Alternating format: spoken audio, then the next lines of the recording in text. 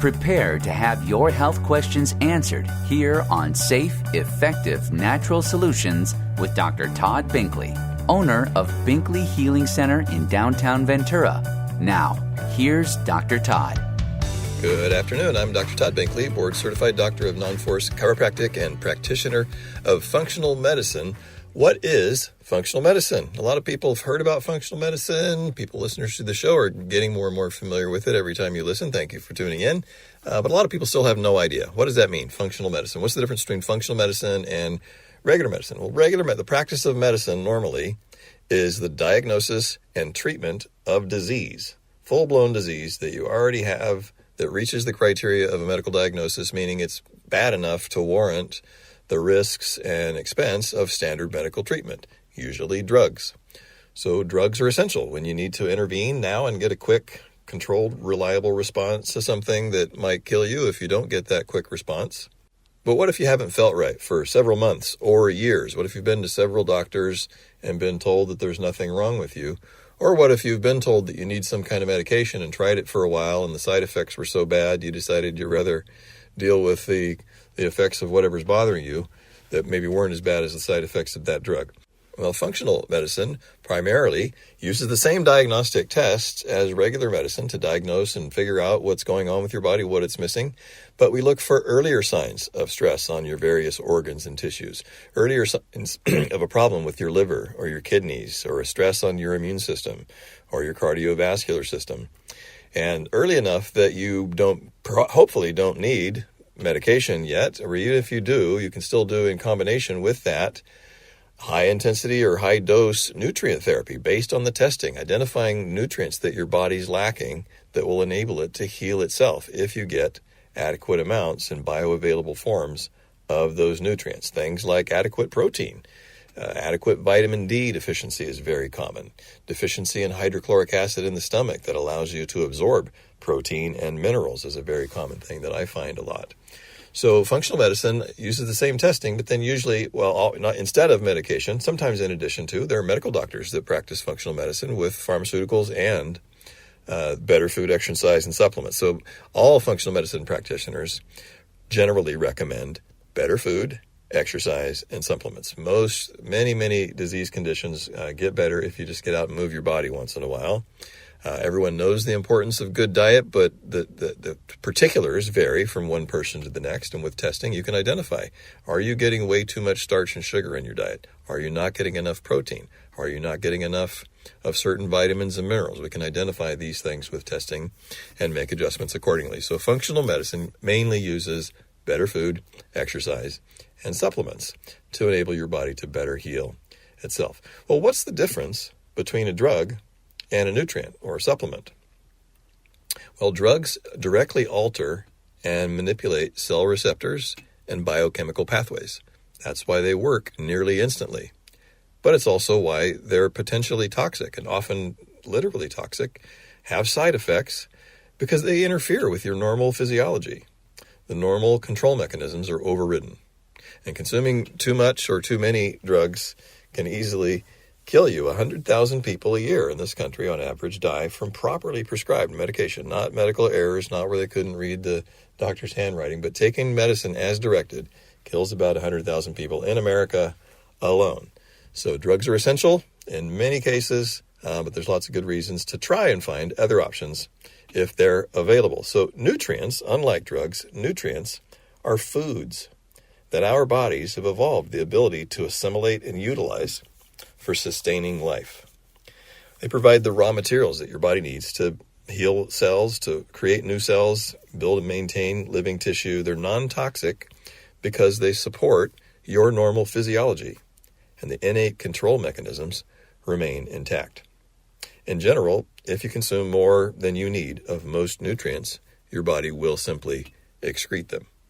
So a great referral for a practitioner of functional medicine is someone who's having a problem, has been to the regular doctor, and is not getting any better, or maybe has even been told that there's nothing that they can do for them. So here's an example. Somebody that just came in a few weeks ago, he just came back today, a 24-year-old man with irregular bowel movements, going back and forth between constipation and diarrhea, and his stools are orange. And his main complaint was abdominal pain. So he had unexplained abdominal pain. Nobody could figure out why his abdomen was hurting. And he'd also lost 50 pounds in the last few months. So when he went to his regular doctor, they found out that he had a really elevated bilirubin, which is often a sign of a gallbladder, gallstones, or an inflamed gallbladder, or a stone blocking the ducts that go from the gallbladder and the liver and the pancreas to the small intestine. Could sometimes a liver issue or an issue directly with the pancreas. Anyway, they did an ultrasound and confirmed that he didn't have gallstones. He didn't have any blockages in the gallbladder or the ducting. He didn't have any liver disease or any disease in the pancreas. Basically, everything on the ultrasound was clear. And so his doctor basically said, well, there's nothing we can do. It'll probably resolve on its own, come back if it gets worse. He wasn't very happy with that, to say the least. And so I looked at his tests and ordered a few more tests and told him that he probably has some kind of chronic inflammatory infection or autoimmune condition that's causing increased breakdown of red blood cells. Bilirubin is a product of the breakdown, the normal breakdown of red blood cells, and it's yellow. And so if that bilirubin has got to be coming from someplace, and bilirubin is normally excreted in the bile, but if he's overproducing it, it's got to come from somewhere. So I ordered a couple more tests. One of them was to get what's called a peripheral smear, where it take some blood and have a pathologist look at it under a microscope. That takes a little longer to do. We haven't gotten that test back yet. But with the latest blood work, we did find that he had some stress on his kidneys, and that he was severely deficient in vitamin D, and that his white blood cell count was really low as well, which means that he's got some kind of chronic stress on his immune system. Now, this is something I see relatively frequently that often gets ignored by most doctors. When you think of an infection, usually you're expecting to find an increased white blood cell count. If you have a cold or the flu, you get the signs of an infection that everybody knows about. You feel achy, you get a fever, nausea, and you frequently end up needing antibiotics, etc., to fight off that bug. Well, a chronic infection, chronic doesn't mean severe, chronic doesn't mean bad. Chronic, like chronological or chronos, means time. It means something that's been there for a long time. It could be mild. It just means it's been there for a while. So a chronic infection, the result of having some kind of bug, some kind of bacteria, virus, parasite in your system that your body's never able to completely fight off, that causes a drain on your immune system, and it results in the inability to keep up with demand, so it causes your white cell count to go down. So it's really important if your white blood cell count is too high, but it's also really important to know if it's too low and do something about it. So this is a young guy. He's pretty smart. He was doing some things on his own. He was really frustrated with the help he wasn't getting from his regular doctor. He was really excited to hear that there were some other things that he needed to do. And in the meantime, he'd done some reading on his own, and he, figured out that there could be a problem in his gut. And he went out on his own, found some really good supplements to support the normal gut microbiome. He was taking some good probiotics, some prebiotics, and other things to support boosting the immune system and restoring a healthier microbiome in the gut, which was great. And it had only been a couple of weeks he was doing that, and we put him on some high-dose vitamin D, some fish oil, a good multivitamin to get minerals that he's probably deficient in, something called lauricidin to help support the immune system, and one supplement to support the kidneys. So his blood tests also showed some stress on the kidneys. I also told him he needs to drink some more water, just getting adequate amounts of water, about half your body weight in ounces per day, or for most people, 2 or 3 quarts a day. If you're over 170, 180 pounds, I recommend closer to a gallon a day, and he was doing about half that. And so just those things will probably resolve his kidney issues. He's already doing a little bit better. Some of his tests are already improving, and he's having much less pain and less discomfort, and stools are starting to get a little bit better. So, in 3 months we'll retest him again, and there's a very good chance that he'll be fine. I'm Dr. Todd Binkley. You're listening to safe, effective, natural solutions to almost any health challenge. If you're just tuning in now, we just spoke about the difference between regular medicine and functional medicine, and talked about a case of a young man who was having some abdominal discomfort and not getting the results he was looking for. And it looks like we're going to be able to get him feeling a lot better with some support for his immune system. Last week, I ran out of time talking about, or 3 more things I wanted to talk about for naturally reducing high blood pressure. It's so important to check your blood pressure so that you know if it's normal or not. And on previous episodes, I've also talked a lot about the importance of breathing clean air. Here in the West Coast and almost everywhere now, actually, we're getting bombarded with particulates in the air from wildfires and other fires, and that particulate matter from smoke and other pollutants is damaging to so many parts of the body. More and more research coming out about that.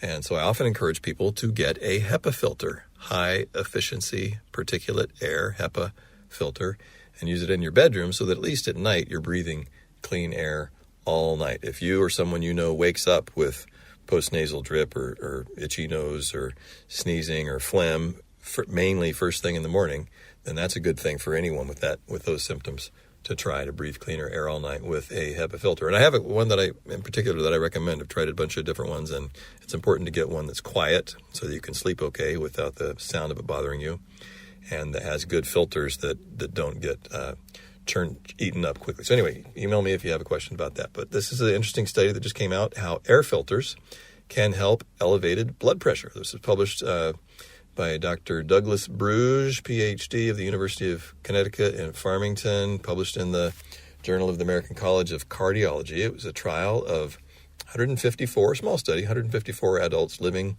near I-93 and Route 38 in eastern Massachusetts, and they were randomly assigned to each receive a month of either HEPA filtration or a sham filtration where they just had a HEPA filter unit with no filters in it, and then they compared them.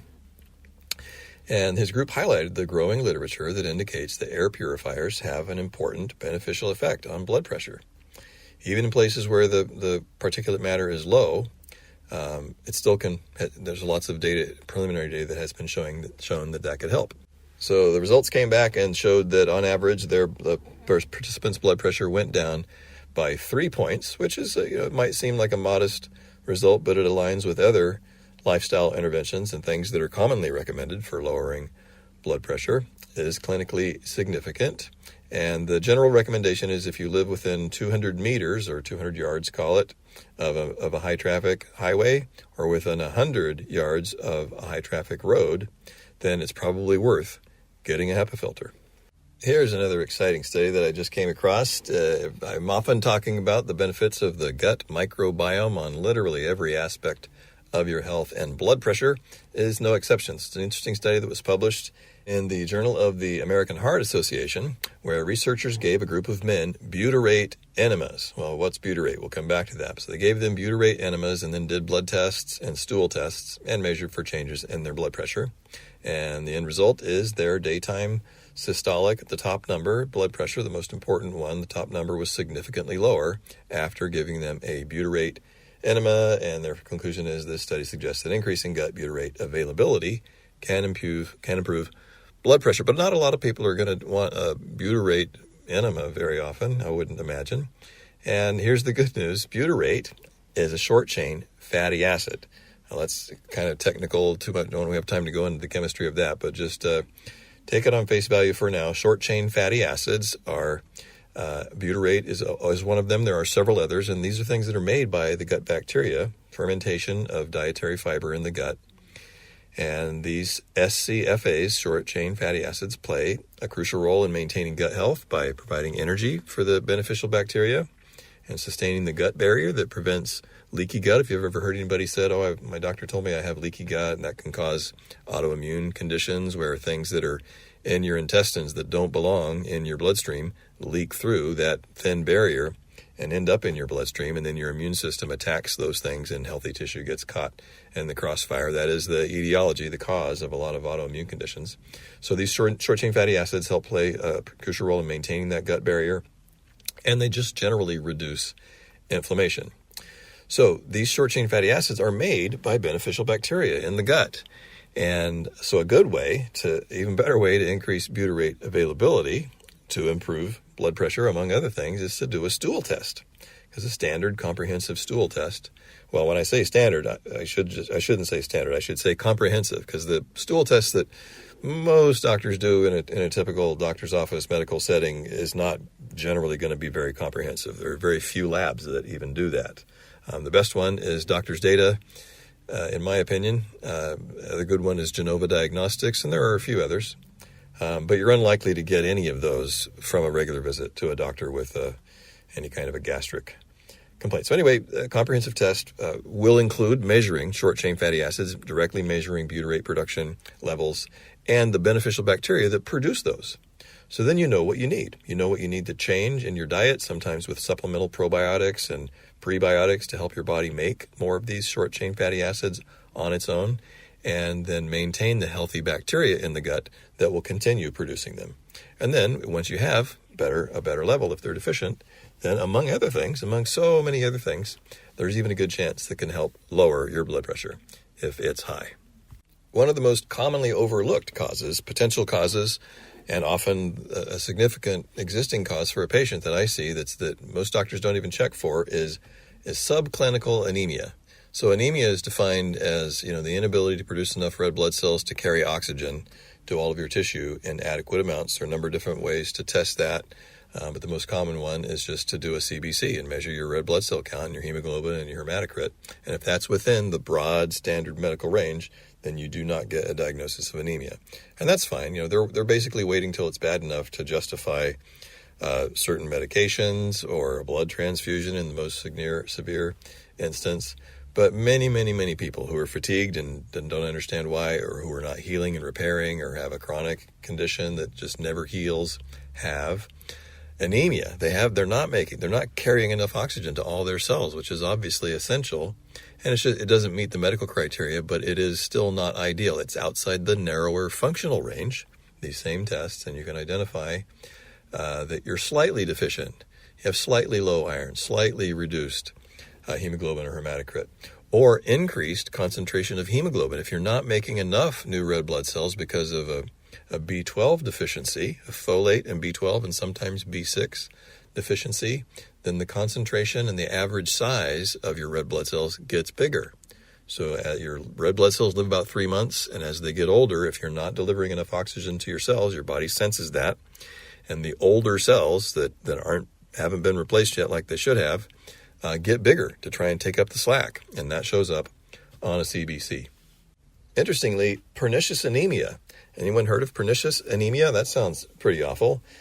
Until the discovery in 1920s that liver cured it, it was a death sentence. Doctors would identify that you have anemia, and they'd tell you, sorry, there's nothing we can do. It might take 2-3 years, but you're going to die because your body will eventually be unable to produce enough red blood cells to carry enough oxygen to sustain life. And in the 19th century, this was common. People would just be told that there's nothing you can do, and they would eventually die from lack of red blood cells and oxygen. So then in the 1920s, some physicians found out that if you fed people liver, it would cure pernicious anemia. And then in the 1960s, they identified vitamin B12, the fact that vitamin B12 was the thing in liver. Vitamin B12 is stored in the liver, in our livers and in the liver of animals. If you eat cow's liver, pig's liver, any other kind of liver, you'll be getting some B12 from that food. Carnivores, like big cats, animals that are carnivores that don't get B vitamins from plant-based sources, you'll notice in the wild they often eat the liver and the other organs first because they know that they're full. They just have evolved to know that they need the nutrients that are in that tissue. So now, it's very, very rare to get a diagnosis of pernicious anemia. If you've got a smart doctor, all you need to do is supplement folate and B12, and your body will naturally correct that. But only if it's way outside the medical range. So a lot of people do have deficiencies, slight anemia from lack of iron, sufficient iron, and or sufficient vitamin B12, folate, and sometimes vitamin B6. Well, here's an interesting study that was just published in Journal of the American Medical Association based on data from more than 8,000 people who had laboratory iron levels on file as part of the National Health and Nutrition Examination Survey that was done from 2017 to 2020. And the headline is, nearly 1/3 of U.S. adults may have low iron levels that can add to problems ranging from fatigue to heart failure. Even a minor anemia is a constant strain on your heart, and it's a silent strain. You never know you have it until your heart just gives out or you have a heart attack or a stroke. So it goes on. More striking, 7% of U.S. adults have full-blown anemia that meets that medical criteria. But more striking was the finding that a significant portion of the population may have less severe iron deficiencies that have been linked to serious health problems, including restless leg syndrome, mental and thinking difficulties, reduced physical abilities just from the fatigue, and heart failure.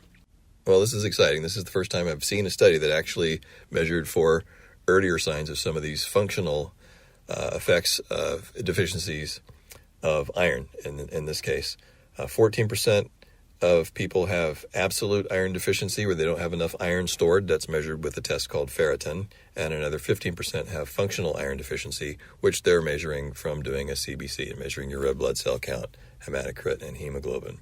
So this is a common yet underappreciated public health problem, said study author Leo Buckley, doctor of pharmacology and clinical pharmacology specialist at Brigham and Women's Hospital in Boston.